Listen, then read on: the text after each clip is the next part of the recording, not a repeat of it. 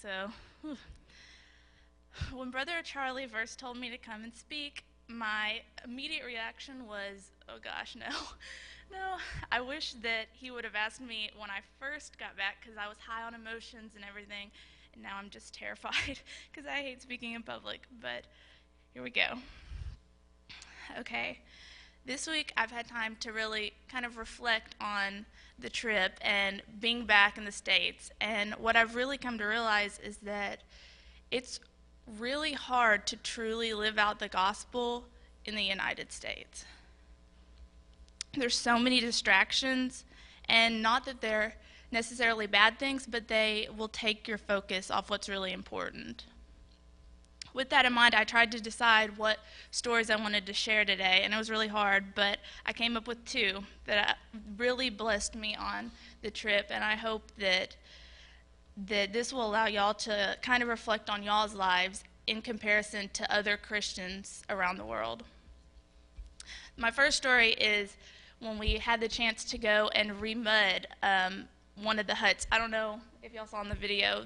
It was the round hut, and we had the chance to go and kind of live a cultural day in the life of a South African.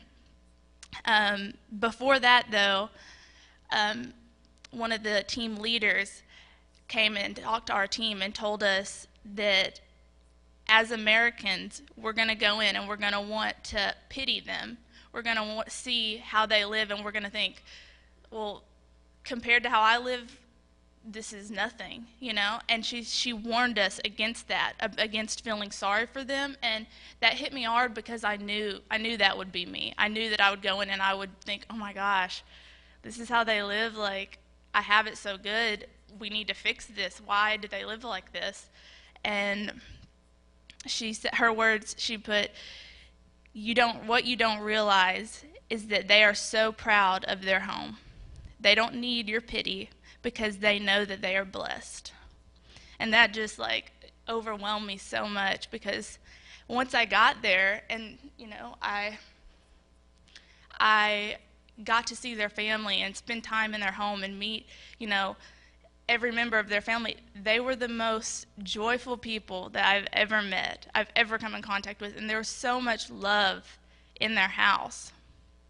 And I kind of realized that, you know, while God does care about the needs of his children, the physical needs, that's not his top priority.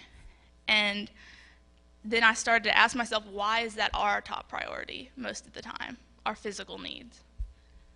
And after that, we got to go to Musa. He's the pastor that we went and did his house, and we went to his church.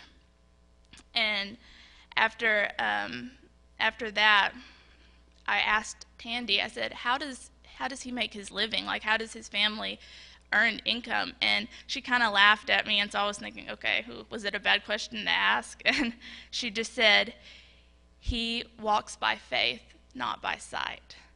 And that I couldn't comprehend that, because here in America, I feel like we do everything we can not to have faith in God.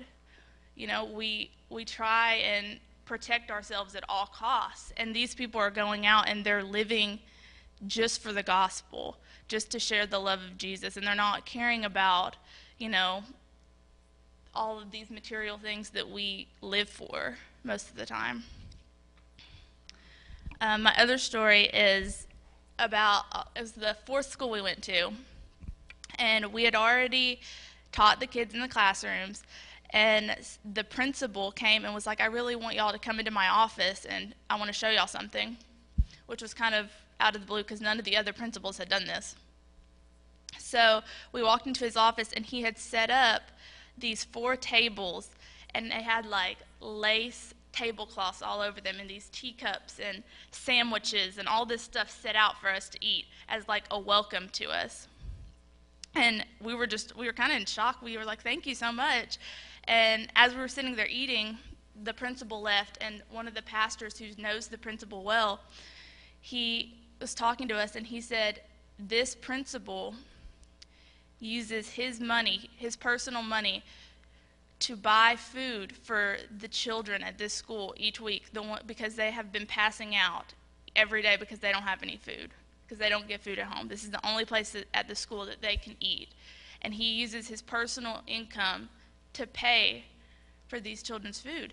And I was just like, wow, like that's such an amazing testimony that he has. And then he went on and he said the money that he would have spent on food for this week, he spent to prepare this food and this meal for y'all. And I was like, I just couldn't believe it. My first reaction was, why? Why would you do this? We have food, you know, you need to feed these kids that don't have any food. And it really did take me a while to kind of realize what he meant by that and why he did that. And I think it's because he knew the importance of what we were bringing these children more than we did. He was thanking us for bringing Jesus to his school, and that was his way of doing it.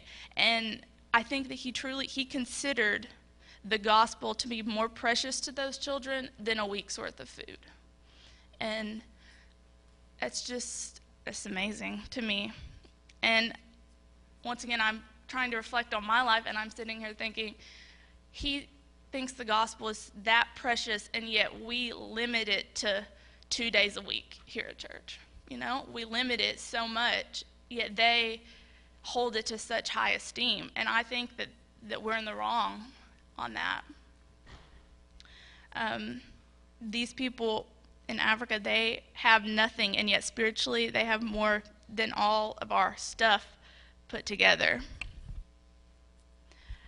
I'm going to leave y'all with this quote from a young pastor that I've been reading, and he said, he asked his church a question, and he asked them, how good does God have to be to you before you're happy? And that really hit home for me. The Christians in Africa, they have close to nothing, and yet they are the most joyful people that I know. It's because of their love for Jesus, and it's transforming their lives. And I just encourage everyone to ask yourselves, is your love for Jesus transforming your life in that way? Thank you.